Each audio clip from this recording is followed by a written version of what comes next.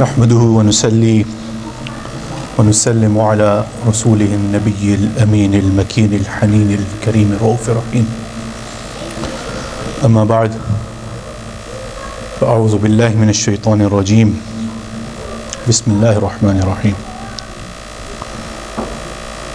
فقد لبثتم فيكم عمرا من قبله أفلا تعقلون صدق الله مولانا العظيم. First of all,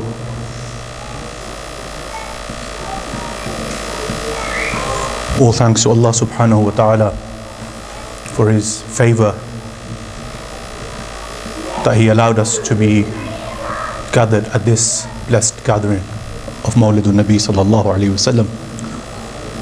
And for that, many congratulations to Hafiz Imtiaz Ali Sahib and his team for organizing this, and my gratitude for inviting us to be a part of this blessed gathering.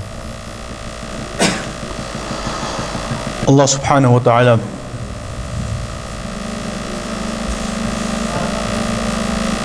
created Prophet Muhammad sallallahu alayhi wa sallam before anything else in this world or in this universe. And Rasulullah sallallahu alayhi wa sallam says that I was a Nabi or a Prophet of Allah subhanahu wa ta'ala, messenger of Allah, even before Adam alayhi salam was created. And yet, when Allah subhanahu wa ta'ala sent him into this world, for 40 years, Allah subhanahu wa ta'ala did not ask Rasulullah sallallahu alaihi wasallam to reveal his prophethood, to proclaim oneness of Allah subhanahu wa ta'ala. For 40 years, Rasulullah sallallahu alaihi wasallam lived in that society, among the Meccans, under their eyes, being watched day and night, grew up with them, dealt with them, talked with them, did business with them, had community relationships with them. And at the age of 40, when Allah subhanahu wa ta'ala commanded Rasulullah sallallahu alayhi wa sallam to reveal his prophethood, for the first 3 years it was done in secret. After that, when Allah subhanahu wa ta'ala asked him to proclaim his prophethood in public, he called the people of Mecca, among them the high-ranking members of his society, and he went on top of Mount Safa and he called them to the oneness of Allah subhanahu wa ta'ala. He asked them to give up the idols that they had created. He asked them to give rights to the women, give rights to the poor, to treat each other nicely and kindly. Now, when he was standing on that mountain, they asked for proof of a Lord that he was calling to, of a Creator whom they couldn't see, of a Creator whom they couldn't hear, a Creator whom they couldn't sense using any of their senses, a Creator beyond their comprehension. Someone, a Creator that was Allah subhanahu wa ta'ala, that didn't fit the mold of their intellect. So they asked for proof. What proof is there of that Lord existing? What proof is there of Allah subhanahu wa ta'ala being the one true Lord? Now, Allah subhanahu wa ta'ala's power and might is over everything in this universe. In that moment when Rasulullah sallallahu alayhi wa sallam was being challenged, Allah subhanahu wa ta'ala could have commanded the very mountain that he was standing on to speak the oneness of Allah subhanahu wa ta'ala. He could have commanded the trees to speak on the oneness of Allah subhanahu wa ta'ala. He could have split the moon in that moment. Yet Allah subhanahu wa ta'ala did not do any of those things.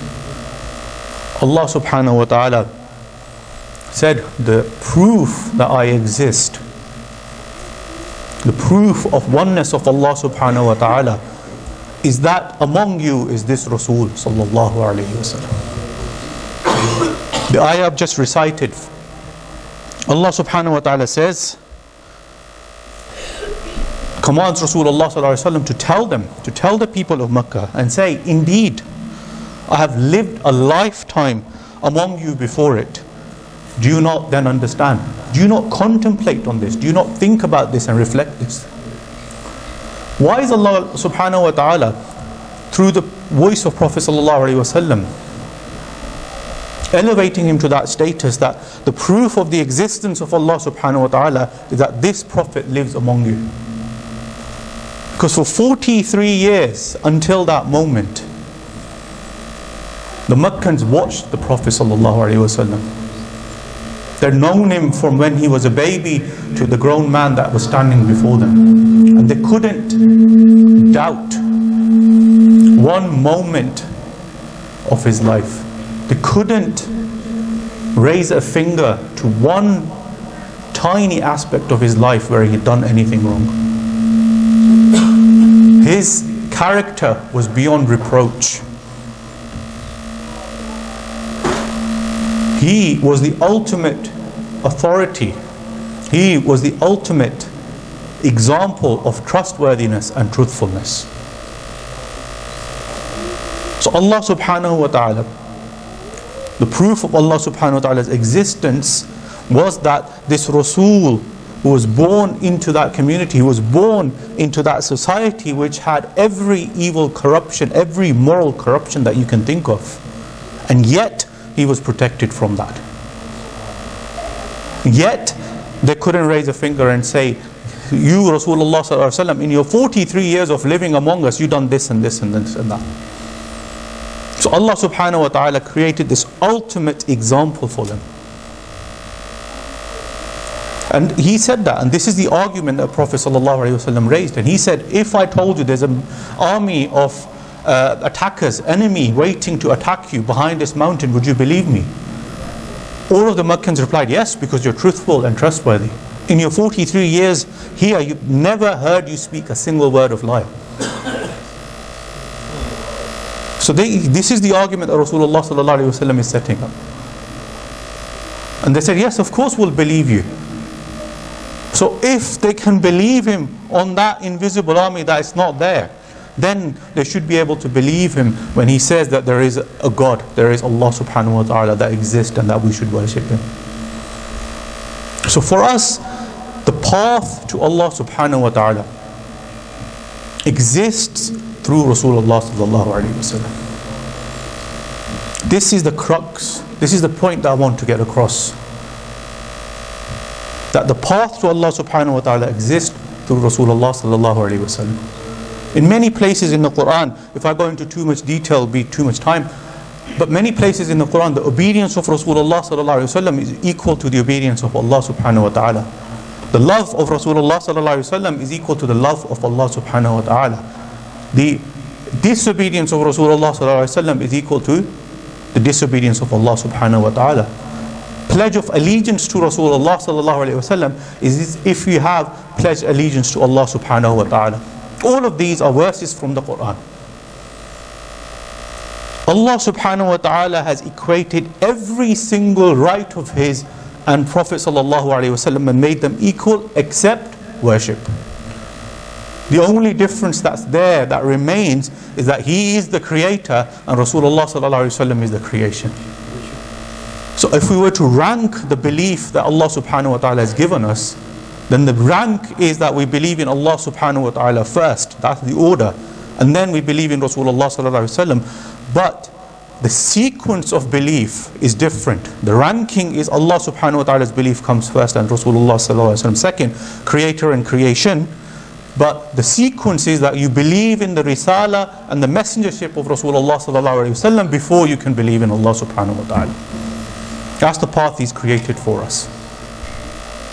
In another place in Surah Al-Hujurat, now even the worship aspect, Surah Al-Hujurat, the first ayah, Allah subhanahu wa ta'ala says, as Brother Yaqub recited today, Allah subhanahu wa ta'ala says, do not get a head start on Allah or His Rasul sallallahu alayhi wa sallam. It's an act of worship. So some of the Sahaba, they sacrificed their offerings before Rasulullah sallallahu alaihi wasallam could. And this ayah was revealed, and their sacrifice was not accepted in the court of Allah subhanahu wa ta'ala. Even in the acts of worship, if you do not honor and respect Prophet Muhammad sallallahu alaihi wasallam, if you do not connect with him, if you do not obey him, even your acts of worship are not accepted. This is the Quran.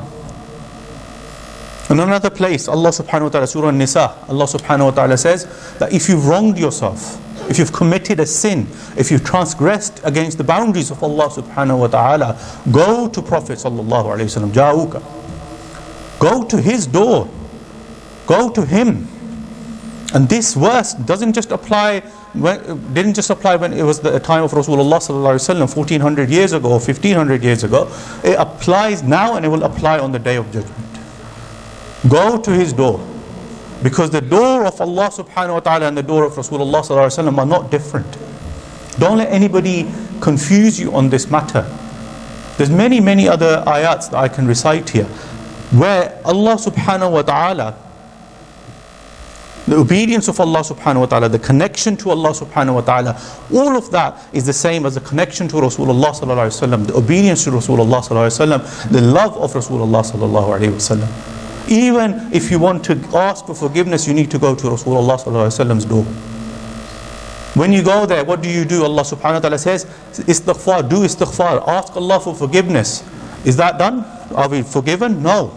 Allah subhanahu wa ta'ala then says, from the voice of the Prophet sallallahu alayhi wa sallam, says, and then Rasulullah sallallahu alayhi wa sallam will ask for your forgiveness. So the wasila of Rasulullah sallallahu alayhi wa sallam is a must. Once he asks Allah subhanahu wa ta'ala for forgiveness, Allah subhanahu wa ta'ala's forgiveness will come. That's when you will find Allah subhanahu wa ta'ala most forgiving. So there is that condition as well. There's a very famous parable from Sayyidina Malik radiallahu anhu. The ruler of that time, he was arguing with somebody in the masjid al-Nabi sallallahu alayhi wa sallam. Imam Malik approached him and the voices were raised. And he said, do not raise your voices. Surah Hujurat again, ayah 2, when Allah subhanahu wa ta'ala commands believers to lower their voice. And he said, do not raise your voice in the mosque. You've transgressed against the boundaries of Allah subhanahu wa ta'ala. So he lowered his voice, and then he asked Imam Malik, he said, what do I do now? How do I ask for forgiveness?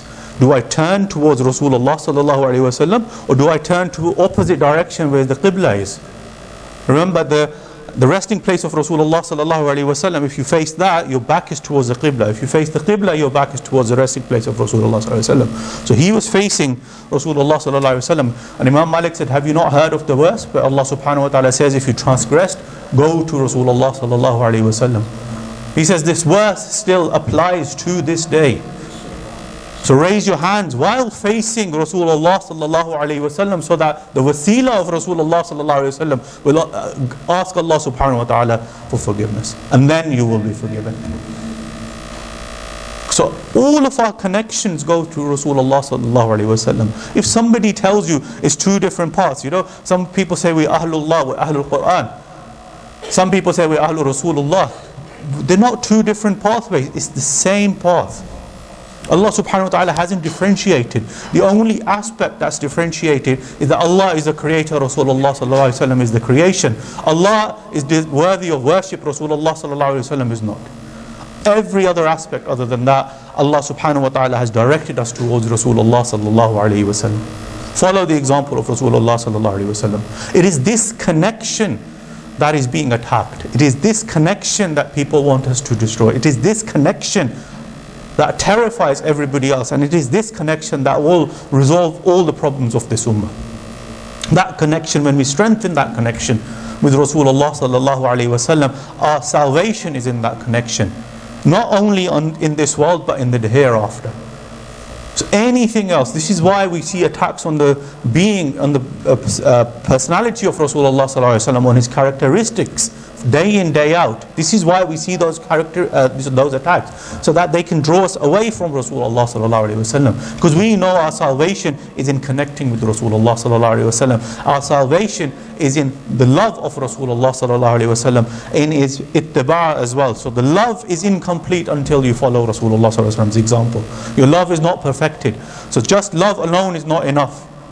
once you attain that love, once you have that love in your heart, the next step is to make sure that you back up that love and you strengthen that love with following in his footsteps. وآخر دعوانا أن الحمد لله رب العالمين.